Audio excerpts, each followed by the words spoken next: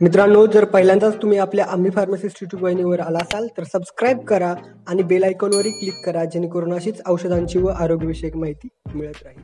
मित्रांनो, पोटामध्ये जंताचा त्रास होणं ही आपल्या देशामधली एक खूप मोठी समस्या आहे. विशेषतः ग्रामीण भागामध्ये लहान मुलांना आणि मोठ्या माणसांना देखील ही समस्या खूप उद्भवत असते. तर यामध्ये कुठली कुठली लक्षणं आढळतात आणि यावर प्रतिबंधात्मक उपाय म्हणून जी 6 महिन्यातून एकदा गोळी घेतली जाते, या सगळ्या गोष्टींची माहिती आपण आजच्या व्हिडिओमध्ये घेणार आहोत. नमस्कार मित्रांनो, माझं नाव आशिष करले. आपल्या आम्ही फार्मासिस्ट यूट्यूब वाहिनीवर तुमचं पुन्हा एकदा स्वागत. आणि जास्त वेळ न घालवता आपण माहिती घ्यायला सुरुवात करूया.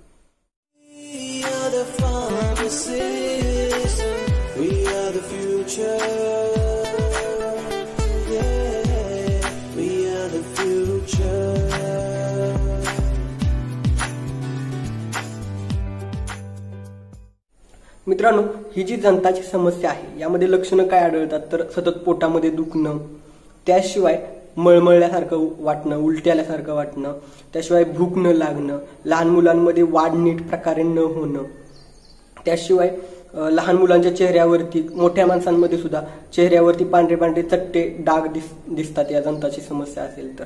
लहान मुलांमध्ये पोट सुद्धा जास्त असं वाढू शकतं. तर या समस्या जंतामुळे उद्भवू शकतात. त्याशिवाय गुदद्वाराजवळ सतत खाज येणं, अशा अनेक समस्या या जंताच्या याच्यामध्ये होत असतात. तर ही जी जंताची समस्या आहे ही अशीच राहिली तर पुढे जाऊन सतत खोकला येणं, अगदी मेंदूपर्यंत सूज येणं, अशा सुद्धा समस्या उद्भवू शकतात. तर या जंताच्या समस्येवर प्रतिबंधात्मक उपाय म्हणून दर 6 महिन्यातून एकदा जंताची गोळी घ्यायची असते.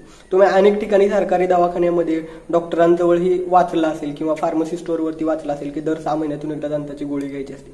तर ही जी जंताची गोळी आहे त्यामध्ये अल्बेंडाझोल किंवा मेबेंडाझोल हे औषध असतं. यामध्ये जेनरिकमध्ये हे औषध तुम्हाला ही गोळी 5 ते 6 रुपयापर्यंत किंवा 10 रुपयापर्यंत मिळून जाईल. आणि ब्रँडमध्ये घ्याल तर 15, 20 किंवा 30 रुपयापर्यंत ही गोळी मिळू शकते.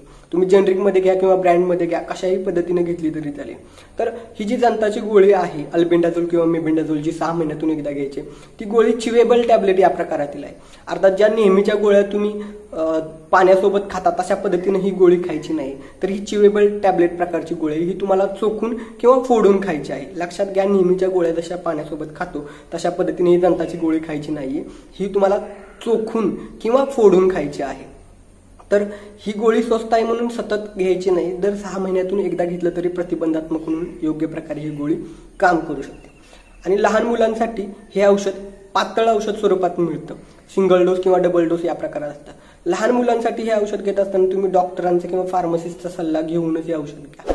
पण मोठी मुलं तसेच मोठी माणसं यांनी दर 6 महिन्यातून ही जंताची गोळी घ्यायलाच हवी. लक्षात ठेवा, आपण नेहमीच्या गोळ्या ज्या पद्धतीने पाण्यासोबत खातो तशा पद्धतीने ही गोळी खायची नाही, तर चोखून किंवा फोडून खायची आहे. आणि दर 6 महिन्यातून एकदा प्रतिबंधात्मक म्हणून ही गोळी घ्यायलाच हवी. मित्रांनो, कुठल्याही फार्मसी स्टोअरवरती किंवा मेडिकलमध्ये तुम्ही जंतावरची 6 महिन्यातून एकदा खातात ती गोळी द्या म्हटलं तर सहजरित्या तुम्हाला मिळेल. आणि तुम्ही 6 महिन्यातून एकदा गोळी घ्यायलाच हवी.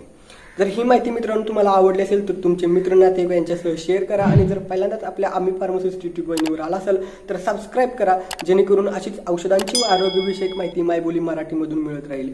व्हिडिओ शेवटपर्यंत पाहिलात त्याबद्दल धन्यवाद.